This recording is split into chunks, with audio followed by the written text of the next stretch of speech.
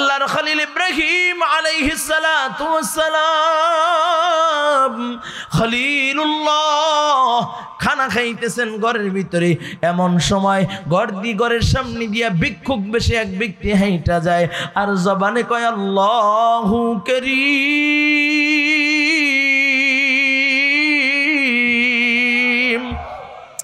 আল্লাহর খলিল ঘর থেকে দৌড় দিয়া কয়, কে তুমি? কে এত দরদ মোহাব্বত নিয়ে আমার রবের নাম নিলা? কে তুমি? বলে ভাই তুমি আমার রবের নাম নিয়ে আমার কলিজার ভিতরে আগুন জ্বালা দিয়েছো, আর একটা বার আমার রবের নাম নাও, আর একটা বার আমার রবের নাম নাও। ভাই বলে কেন তোমার রবের নাম নিব? নিলে তো হাদিয়া দেওয়া লাগবে, এমনিতে রবের নাম নিতে পারি না। কয় রবের নাম আর একটা বার আমাকে শোনায় আমার কলিজাটাকে শিথিল করে দাও। বলে ইব্রাহিম তোমার রবের নাম নিব, তবে শর্ত আছে। বলে কি শর্ত? কয় তাহলে আমাকে হাদিয়া দেওয়া লাগবে। বলে কি চাও? বলে তুমি কি দিবা? কয় আমার যত উট আছে আমি তোমাকে দিয়া দিলাম, তারপর আমার রবের নাম শোনায়া দাও। আর ভিক্ষুক বেশি লোক আবার বলে আল্লাহু কারীম।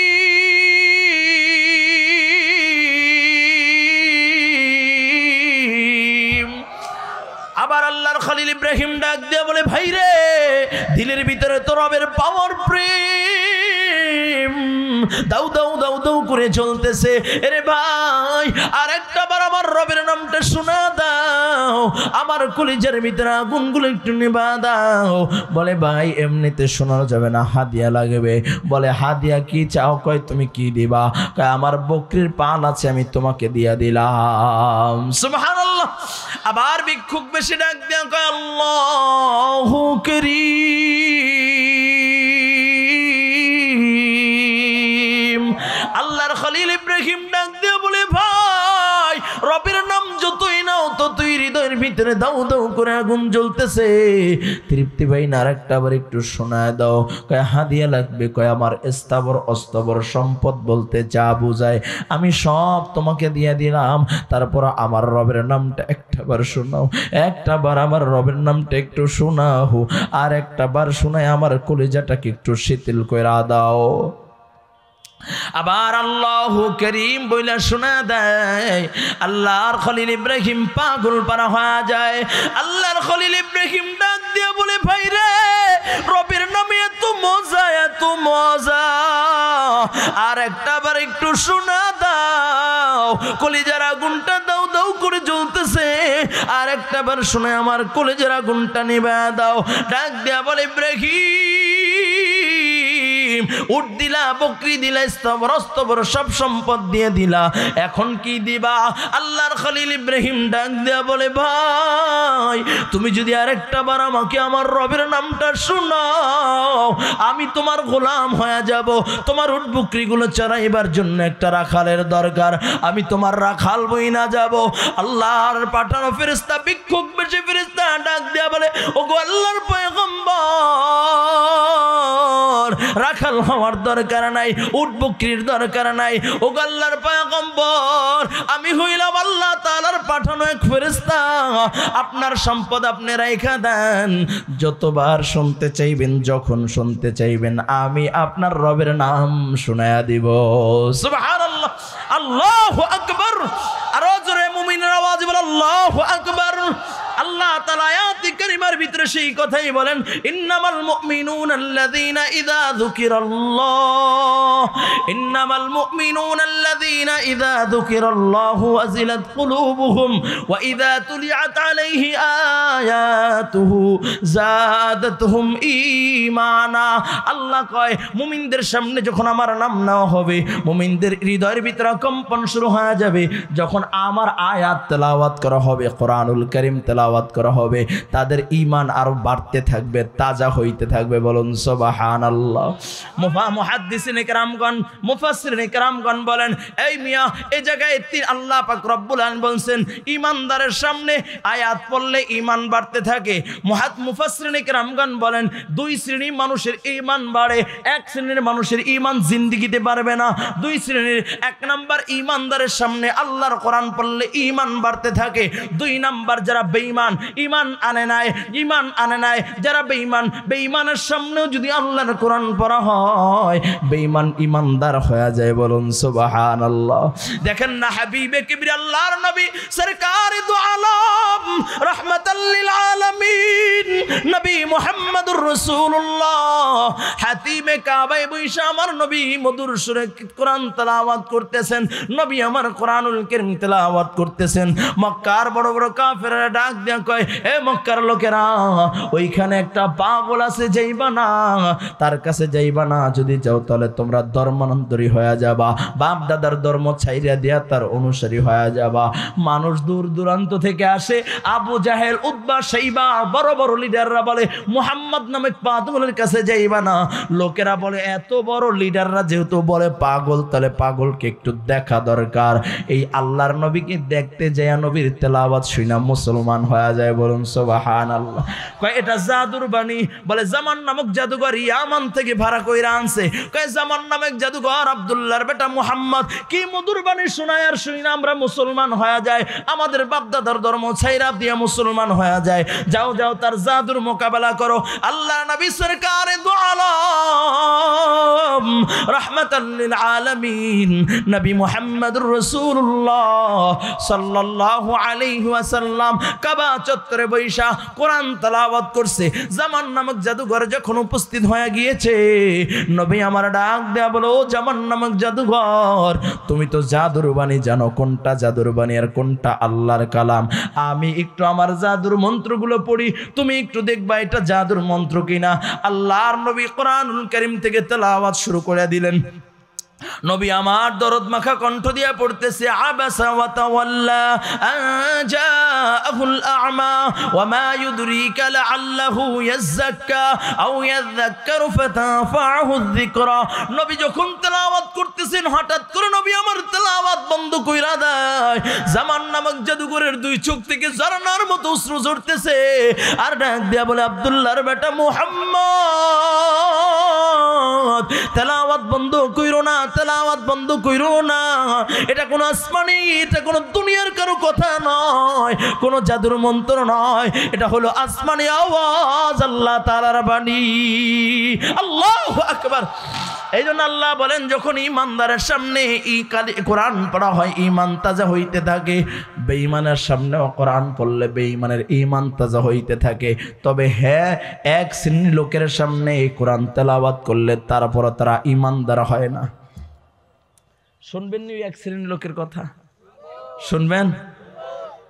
এক শ্রেণীর লোকের সামনে কোরআন পড়লে তাদের ঈমান তাজা হয় না। এমনকি কোরআনের ব্যাখ্যা যদি শোনানো হয় তারপর তারা মুনাফিকি কইরা যায়। আছে কি নাই? রাসূল আমার, সেটা রাসূলের যুগেও ছিল, এখনো আছে, ঠিক কিনা জোরে কোন? রাসূলের জামানায়ও ছিল, এখনো আছে, কিয়ামত পর্যন্ত থাকবে। সেই গ্রুপটার নাম হইল মুনাফিক। কি বলেন? সেই গ্রুপটার নাম কি? মুনাফিক। মুনাফিকের সামনে যতই কোরআনের আয়াত পড়া হোক না কেন, ব্যাখ্যা করা হোক না কেন, তারপরও তারা ঈমান আনবে না, বরং ইসলামের বিরোধী করবে। ঠিক কিনা জোরে বলেন? রাসূলের যুগে এমন কিছু মুনাফিক ছিল যারা আমার নবীর কাছে যেয়ে বলতো, মুহাম্মদ, আমরা তো কালিমা পড়ছি, আমরা তো তোমার ধর্মেই আছি। আবার আবু জাহেল, উতবা, শাইবার কাছে যেয়ে বলতো, আমরা তো মুহাম্মদকে বোকা বানাইছি। আছে কি নাই? আছে কি নাই? এরকম একজন যার দুয়ারে ঈমান ধরা দিয়েছিল, যার দরবারে হাবিবে কিবরিয়া নিজে ঈমানের বার্তাবাহক হইয়া ঈমান কালিমা পড়ায়া মুসলমান হয়ে আসছিল, এমন একজন মুনাফিকের আলোচনা করব। রাসূল আকরাম সাল্লাল্লাহু আলাইহি ওয়াসাল্লামকে একবার উমাইয়া ইবনে খলফ ও ওলিদ ইবনে মুগীরা, উকবা ইবনে মুগীরা, এরকম কিছু মক্কার ধনাঢ্যবান ব্যক্তি আছে, তাদের ভিতরে একজন আছে উমাইয়া ইবনে খলফ, যিনি রাসূলকে দাওয়াত দিয়েছিলেন। রাসূল তার দস্তরখানে হাজির হয়ে গিয়েছিলেন। দস্তরখানে বসেছে, রাসূল আমার বললেন, এই উমাইয়া, তুমি যেহেতু আমাকে দাওয়াত দিয়েছো, তবে তোমার কাছে আমার একটা আবদার। তোমার দস্তরখানে বসেছি, তবে আমার আবদারটা যদি তুমি রাখো তাহলে আমি লোকমা মুখে দিব, নতুবা তোমার দস্তরখান থেকে উঠা যাব। কিছুটা কোন সুবহানাল্লাহ কোন? রাসূল দাওয়াত দিচ্ছেন, কি আবদার? বলে, মুহাম্মদ, বলো বলো কি আবদার? বলে, আমি তোমার দরবারে ঈমান নিয়ে আসছি, তুমি পড়ো আশহাদু আল্লা ইলাহা ইল্লাল্লাহ ওয়া আশহাদু আন্না মুহাম্মাদান আবদুহু ওয়া রাসূলুহু। চিল্লায় কোন আল্লাহু আকবার। যেই মাত্র নবী আমার দাওয়াত দিয়েছেন, উমাইয়া ইবনে খালফ সাথে সাথে কালিমা পড়ে নিস। আল্লাহর নবী সাহাবায়ে কেরামদেরকে ডাক দেয়া বললেন, সাহাবায়ে কেরাম, উমাইয়া ইবনে খালফ এখন তোমাদের সাথে দস্তরখানা বসে খানা খাইতে কোনো বাধা নাই। নবী আমার লোকমা উঠায় খানা খাইলেন। এদিকে কিছু মিডিয়া তো আছে যারা খালি ভাইরাল টপিক খোঁজে, আছে কি নাই? মিডিয়া ভাইরাল টপিক, এই শুনছস আজকে তাজা খবর, তাজা খবর, তাজা খবর, উমাইয়া ইবনে খালফ মুসলমান হয়ে গেছে, উমাইয়া ইবনে খালফ মুসলমান হয়ে গেছে। এই সংবাদ আবু জাহেল, উতবা, শাইবা সবার সামনে চইলা যায়। সবাই কয় এত বড় কথা, উমাইয়া ইবনে খালফ মুসলমান হয়ে গেছে। ডাক দিয়েছে, উমাইয়া তুমি নাকি মুসলমান হয়েছো? বলে কে বলছে মুসলমান হয়েছি? কয় এই তো মক্কার তাজা খবর। কয় মুসলমান হই নাই, এটা রাজনীতির কালিমা পড়ছি। কিসের কালিমা? কয় মুহাম্মদ আমার দস্তরখানে বসছে, খানা খায়া যদি না খায়া উঠা যায়, মক্কার ভিতরে আমার একটা দাম আছে, আমার সম্ভ্রান্ত পরিবারের, তাহলে আমার দস্তরখান থেকে যদি মুহাম্মদ উঠা যায় তাহলে আমার লাঞ্ছিত হই, আমি অপদস্থিত অপমানিত হই। তাই অপমান যেন না হয়, এই জন্য রাজনীতির কালিমা পইরা মুহাম্মদকে আমি খানা খাওয়াইলাম। নাউজুবিল্লাহ। আবু জাহেল কয় বিশ্বাস করি না, বিশ্বাস করি না। এরকম রাজনীতির কালিমা এখন আছে কি নাই? জোরে বলেন, আছে কি নাই? কয় যখন নির্বাচনী হাওয়া চলে শুরু হয়ে যায়, তখন মাথায় পট্টি লাগায়, টুপি পরে, পাঞ্জাবি পইরা মসজিদের দুয়ারে দুয়ারে হাজির হইয়া কয়, আমার বাবাজিরা, আমার ভাইরা, আমার বন্ধুরা, আমি আপনাদের সাথে আছি, পাও ধরতেও রাজি। নির্বাচন শেষ হয়ে গেলে এমন শর্দায় আর খুঁজে পাওয়া যায় না, ঠিক কিনা? আছে কি নাই? জোরে বলো। এমন কিছু মুনাফিক আছে কিনা যারা মানুষের দুর্বলতার সুযোগ নিয়ে, সরলতার সুযোগ নিয়ে, তারা তাদের মানুষের দুর্বলতা ও সরলতার সুযোগ নিয়ে অর্থের পাহাড় করতেছে, সাম্রাজ্যের পাহাড় করতেছে, দেশের বাইরে বেগম পাড়া করতেছে। আছে কি নাই? বলে বলেন। এদেশের নিরহ ইমানদার মুমিন ইমানদারের ইমানের দুর্বলতার সুযোগ নিয়ে তারা এদেশের সম্পদগুলোকে লুটে পুটে খাচ্ছে, ঠিক কিনা? যারা বলেন। মনে করতে হবে, যাদেরকেই এমন দেখবেন যে সাধু হইয়া আপনার কাছে আসবে, মনে করতে হবে জীবন 5 বছর তোমাকে ক্ষমতা দিয়েছি, আমার কাছে কোনোদিন আসো নাই, 5 বছর পরে যখন তুমি পাও ধরতে আসছো, নিশ্চয়ই ডালমে কুসকালা হয়, কোনো স্বার্থ আছে, ঠিক কিনা? জোরে বলেন। আপনার হাতে তো একটা কসকসে 1000 টাকার নোট দিলে আমি বড় খুশি হয়ে যাই। রাগ করতেছেন? রাগ করতেছেন? তো নবীর আবু জাহেল বলেন, এই উমাইয়া ইবনে তুমি কালিমা পড়ছো না? কয় কে বলছে এটা রাজনীতির কালিমা? আমি তো কালিমা পড়ি নাই। কয় যদি বিশ্বাস করব তবে হ্যাঁ, তুমি যদি মুহাম্মাদের সামনে কালকে আমাদেরকে নিয়ে তার চেহারার উপরে যদি থুতু মারতে পারো, তাহলে আমরা মনে করব তুমি কালিমা পড়ে নাই, তুমি আমাদের সাথেই আছো। বলেন নাউজুবিল্লাহ। পরের দিন উমাইয়া ইবনে খালফ যখন আমার নবী সাহাবায়ে কিরামদেরকে নিয়ে বসা, এমন সময় উমাইয়া তার সাথীদেরকে নিয়ে, আবু জাহেল, উতবা, শাইবাকে নিয়ে নবীর দরবারে হাজির হইতে চায়। নবী দেখে সবাইকে নিয়ে আসছে। নবী উমাইয়া ইবনে খালফের সম্মানে দাঁড়ায় গেছে। নবী আমার দাঁড়ায় গেছে। নবী আমার চিন্তা করতে লাগলেন, গতকালকে উমাইয়া কালিমা পড়া মুসলমান হয়ে গেছে গা, আজকে হয়তো আবু জাহেল, উতবা, শাইবা সবাইকে নিয়ে আসছে, কালিমা পড়াইবে, সবাই বুঝি মুসলমান হয়ে যাবে। নবী বড় আশ্চর্য হয়ে গেলেন, নবী বড় খুশি হয়ে গেলেন। নবী চার চেহারা দিয়া নবী দাঁড়ায় গেলেন।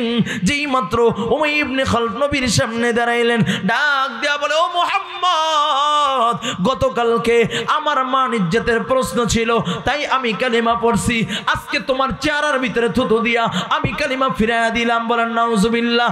আরো জোরে বলেন নাউজুবিল্লাহ। যেই মাত্র নবীর চেহারার ভিতরে থুতু মারছে, নবী আমার কান্না শুরু করতেছে, নবী আমার কান্না করতেছেন। আল্লাহ তাআলা ডাক দিয়া কয়, হাবিব আমার, কান্না কইরেন না, কান্না কইরেন না। আপনি কান্না করলে আমি আল্লাহ সহ্য করতে পারি না, আপনি কান্না করলে আমি আল্লাহ সহ্য করতে পারি না। বন্ধু আমার, আপনি কান্না করেন না। এ বলে এই উমাইয়া কাল কিয়ামতের ময়দানে যখন দাঁড়াইবে, নিজের হাতের গোশতগুলো নিজের টাইনা টাইনা ছিঁড়া ছিঁড়া খাইবে, আর বলবে, ছিঁড়া ছিঁড়া আফসোস করবে, আর বলবে, মুহাম্মদ আমার ঘরে চইলা গিয়েছিল, দাওয়াত কালিমা কালিমার দাওয়াত আমার ঘরে চলে আসছিল, ঈমান আমার বুকের ভিতরে চলে আসছিল, কিন্তু বন্ধু বান্ধবের আড্ডায় পড়া আমি ঈমান গ্রহণ করি নাই, আমি দাওয়াত গ্রহণ করি নাই। ইয়াউমা ইয়াউদ্দুজ জালিমু আলা ইয়াদাইহি ইয়া লাইতানি ইয়াকুলু ইয়া লাইতানি লাম ইত্তাখিযু ফুলানান খলিলা। আয়াত পড়তে থাকবে আর বলবে আফসোস আফসোস, বলে আমার কাছে মোহাম্মদ কালিমা পড়া নিয়ে কালিমা নিয়ে আসছিল, আমি কালিমা গ্রহণ করছিলাম, কিন্তু বন্ধু বান্ধবের আড্ডায় পড়া আমি কালিমা ছাইরা দিলাম, মোহাম্মদের চেহারার ভিতরে থুতু মাইরা দিলাম। এই বলে আফসোস করবে আর নিজের হাতের গোশতগুলো টেইনা টেইনা ছিঁড়া দাঁত দিয়া কামড়ায় কামড়ায় ছিলবে আর আফসোস করবে। ঠিক কিয়ামত পর্যন্ত এমন কিছু মুনাফিক আছে যাদের সামনে কোরআনের আয়াত পড়া হয়েছে, যাদের সামনে কোরআনের মজমা ছিল, আলোচনা ছিল, তারপর এখান থেকে তারা দিন শিখে নাই, ইসলামের পথে আসে নাই, তারপর ইহুদি নাসারাদের সাথে দলবদ্ধ হয়ে ইসলামের বিরোধী করেছে, নবীর বিরুদ্ধে গালি দিয়েছে, আল্লাহ তাআলার বিরুদ্ধে কথা বলেছে। এমন কুলাঙ্গার ৯২% মুসলমানের দেশে আছে কি নাই? ও যুবক ভাই, ওর বাবাও মুসলমান, দাদাও মুসলমান, কিন্তু ৯২% মুসলমানের দেশে বসবাস কইরা আমার নবীকে গালি দেয় আছে কি নাই? জোরে বলেন আছে কি নাই? বলে এ মুনাফিকের কাজ কাল কিয়ামতের ময়দানে ওরাও নিজের হাতের গোশতগুলো কামড়ায় কামড়ায় ছিঁড়বে আর আফসোস করবে। ঠিক বাবাজিরা, আমার বন্ধুরা, এই জন্য আজকের এই বিশাল ময়দান আল্লাহ তাআলা যেহেতু আমাদেরকে নিয়ে আসছেন, এই বিশাল ময়দানে আল্লাহ তাআলা যেহেতু বসার সুযোগ করে দিয়েছেন, এটা নিয়ামত মনে করা, ঠিক কিনা জোরে বলেন? এই ময়দানে বসাটা এটা নিয়ামত মনে করা। আজকে এমনই একজন লোক আপনার আমার মাঝে আসবেন, যিনি সারা বাংলাদেশ দ্বীনের কথা বইলা মানুষের পায়ে দইরা দইরা কয়, এ বাবাজিরা আর গুনার ভিতরে যাইও না, আসো আসো ফিরো। আল্লামা হাফিজুর রহমান সিদ্দিক কুয়াকাটা হুজুর অল্প সময়ের ভিতরে আসবেন, বাদ মাগরিব আলোচনা করবেন ইনশাআল্লাহ। আমরা যারা উপস্থিত হয়েছি হজরতের হাতে হাত দিয়া কালেমা পয়রা, আজ হজরতের হাতে হাত দিয়া তওবা করে কান্নাকাটি করা এখান থেকে বিদায় নিব। কে কে পারবো? আল্লাহু আকবার। আল্লাহ কবুল করেন, বলুন আমিন। এখন আসেন, আল্লাহ ওয়ালা বুজুর্গদের চেহারার দিকে তাকাইলো লাভ আছে বাবা। বলে আল্লাহ ওয়ালা বুজুর্গদের চেহারার দিকে তাকাইলো লাভ আছে বাবা।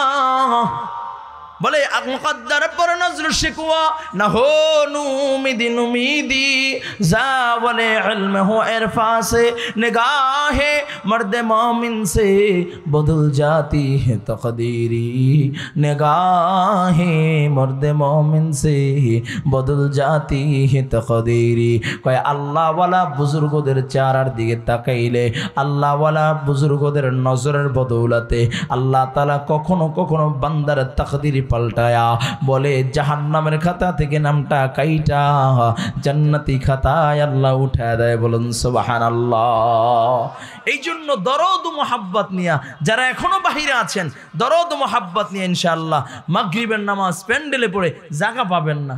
মনে মনে যে অনেক সময় আছে মাগরিব পর আসবো, সেই জায়গা কিন্তু আর পাবেন না। এই জন্য চেষ্টা করব প্যান্ডেলে এখানে বসছি তো একদম আখিরি মোনাজাত দিয়ে উঠবেন ইনশাআল্লাহ। পারবো না ইনশাআল্লাহ? কে কে পারবেন? আল্লাহু আকবার। আল্লাহ কবুল করেন, বলুন আমিন। আরো জোরে বলুন আমিন। এই জন্য ওলামায়ে কেরাম চায় আপনাদেরকে আল্লাহর সাথে মিলায়া দেওয়া, আল্লাহর সাথে মিলায়ে দিতে। কিন্তু বর্তমানে কিছু নাস্তিক আর বেঈমানের গোষ্ঠীরা আছে যারা চায় ওলামায়ে কেরাম থেকে আপনাদেরকে বিচ্ছেদ করতে। ঠিক কিনা জোরে বলেন? আছে কি নাই জোরে বলেন? যারা চায় নবীর দুশ্মনী করে ৯২% মুসলমানের দেশে বসবাস কইরা নবীর ইজ্জতের উপর আঘাত করবে, নবীর খাতমা নবুয়তকে মিটাইয়া দিবে। স্পষ্ট ভাষায় বলতে চাই, নবীর ইজ্জতের উপর যদি কোনো কুলাঙ্গার আঘাত করে মুসলমান সহ্য করবে না। ঠিক কিনা জোরে বলেন? কারণ আমাদের হৃদয়ের একটাই দাবি, কখনো নিজের স্বার্থের জন্য আন্দোলন করতে কোনো ওলামায়ে কেরাম নামেন নাই, চেয়ারের জন্য আন্দোলন করতে নামেন নাই। একটাই উদ্দেশ্য, আপনারা চেয়ারের জন্য মারামারি করতে পারেন, ক্ষমতার জন্য মারামারি করতে পারেন, ক্ষমতার জন্য মানুষকে পোড়ায় মারতে পারেন, ক্ষমতার জন্য মানুষের জানমালকে জ্বালায় পোড়ায় ছারখার করে দিতে পারেন। কিন্তু ওলামায়ে কেরাম কয়, আমরা ক্ষমতা চাই না, আমরা রাজশাহী চাই না, আমরা রাজত্ব চাই না, আমরা চাই ৯২% মুসলমানের দেশে আমার নবীর ইজ্জতের উপর যদি কোনো কুলাঙ্গার আঘাত করে তার স্পষ্ট প্রকাশ্যে তার বিচার চাই। ঠিক কিনা যারা বলেন?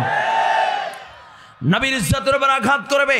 92 ভাগ মুসলমানের দেশে বসবাস কইরা খাতমে নবুয়তকে মিটাই দিতে যাবে। মির্জা গোলাম মোহাম্মদ কাদিরের কিছু অনুসারীরা আমার নবীর খাতমে নবুয়তকে মিটাই দিতে যাবে, মুসলমান সহ্য করবে না, ঠিক কিনা যারা বলেন। এই জন্য ওলামায়ে উম্মত যদি তোমাদেরকে ডাক দেয়, কে কোন দল করি, কে আওয়ামী লীগ, কে বিএনপি, কে জাতীয় পার্টি দেখার সুযোগ নাই। আবার যদি ওলামায়ে কেরাম তোমাদেরকে ডাক দেয় নবীর ইজ্জতকে হেফাজতের জন্য, নবীর খাতমে নবুয়তকে মিটাই টিকে রাখার জন্য, বুকের তাজ রক্ত দেওয়ার জন্য কে কে তৈরি আছে? আল্লাহু আকবার। তৈরি আছে তো?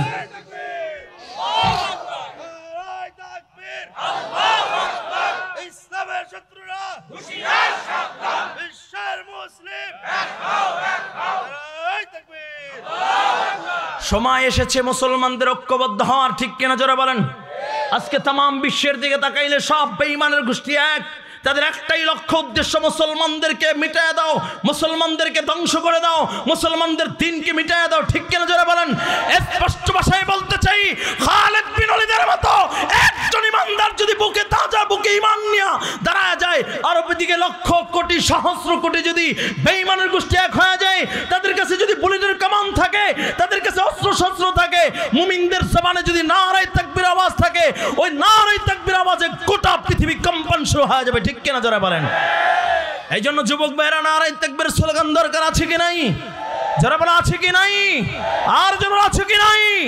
স্পষ্ট আমার নবীর ইজ্জতের জন্য যদি তোমাদেরকে ডাক দেওয়া হয়, ওলামায়ে কেরামের ডাকে সাড়া দিয়ে নারায়ে তাকবীরের স্লোগান দিয়ে রাজপথে নামার জন্য কে কে তৈরি আছে? আল্লাহু আকবার।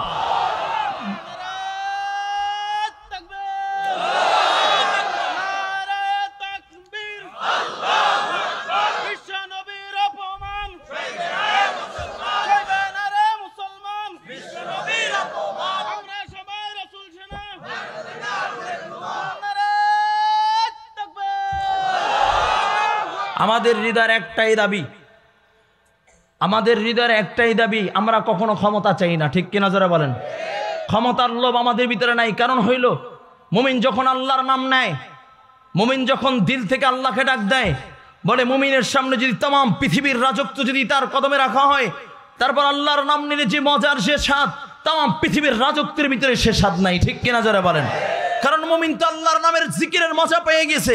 মুমিন তো কালা কালা রাসূলুল্লাহ সাল্লাল্লাহু আলাইহি ওয়াসাল্লাম, রাসূলের হাদিসের পড়ানোর মজা পেয়ে গেছে। এই জন্য মুমিনের সামনে দুনিয়ার কোনো মজা নাই। মুমিন তো চায় চক্ষু বন্ধ হইবে সোজা আল্লাহর জান্নাতে চইলা যাব। আমাদের জন্য সামনে তো আল্লাহর জান্নাত অপেক্ষা করতেছে। এই জন্য যুবক ভাইরা আমার, নবীর ইজ্জতের জন্য যদি জীবনের প্রয়োজন হয়, জীবন দিতে বিদা করবে না। কারণ শাহাদাত বরণ করব, শাহাদাতের শরাব পান করে সোজা আল্লাহর জান্নাতে যাইতে চাই, ঠিক কিনা যারা বলেন। এই দেশে নাস্তিকদের, এই দেশটা নাস্তিকদের নয়, এদেশ স্বাধীন হয়েছে ইসলামের জন্য, এদেশে স্বাধীন হয়েছে ইসলামের জন্য। মরহুম বঙ্গবন্ধু বলেছিল, বাংলাদেশ ইসলামী দ্বিতীয় বৃহত্তম বাংলাদেশ, ঠিক কিনা যারা বলেন। আমরা সে কথাই বলি, বাংলাদেশ ইসলামী দ্বিতীয় বৃহত্তম বাংলাদেশ। বাংলাদেশ কোনো নাস্তিক মোরতাদ বেঈমানদের দেশ নয়। আওয়াজ ঠিক এত কম কেন? এদিকে হয় এদেশে কোন নাস্তিকের জন্য এদেশ নয়, এদেশটা হলো ইসলাম ওয়ালাদের, ঠিক কেন যারা বলেন। এদেশে 360 আউলিয়া ঘুমায়, এদেশে আল্লাহু আকবারের নামে সূর্য ওঠে, এদেশে আল্লাহু আকবারের নামে সূর্য ডোবে। এদেশে যদি আবার কোন নাস্তিকের বাচ্চা আমার দেশকে নিয়ে ষড়যন্ত্র করে, আমার দেশের মুসলমানদেরকে নিয়ে ষড়যন্ত্র করে, আমার দেশ থেকে যদি ঈমান হারা করতে চায়, 71 একটা যুদ্ধ হয়েছিল, দেশ বাঁচাও যুদ্ধ, আর একটা যুদ্ধ হবে, সেটা ঈমান রক্ষার যুদ্ধ, ঠিক কিনা যারা বলেন।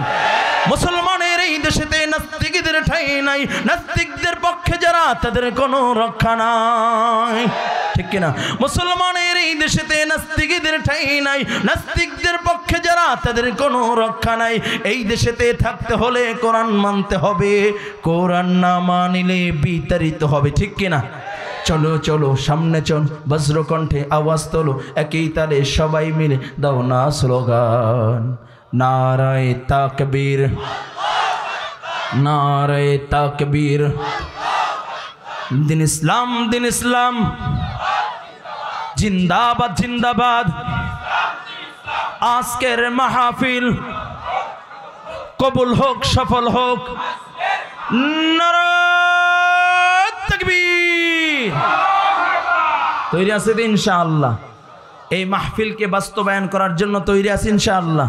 যদি বলি গর্দান দেওয়ার জন্য, কোরআনের জন্য গর্দান দিবা, কোরআনের জন্য রক্তের প্রয়োজন রক্ত দিবা, কোরআনের জন্য জীবনের প্রয়োজন জীবন দিবা। কে কে তৈরি আছো? আল্লাহু আকবার। আল্লাহ কবুল করেন, বলুন আমিন। আল্লাহ প্রত্যেকটা হাতকে কবুল করেন।